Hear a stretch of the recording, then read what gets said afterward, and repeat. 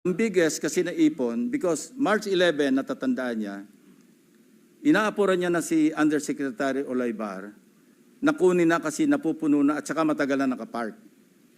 Ang sabi ni Olaybar sa kanya, wag muna kasi magulo ngayon dahil inaaresto si dating Pangulong Duterte. So naipon yung laman ng van, sabi niya, mga 2 billion pesos. That was the single largest or biggest delivery that he made to Olaybar. Kung saan napunta, hindi natin alam. But personally, he knows or he knew that, kasi personally, nagpapalit sila, amounting to 8 billion pesos.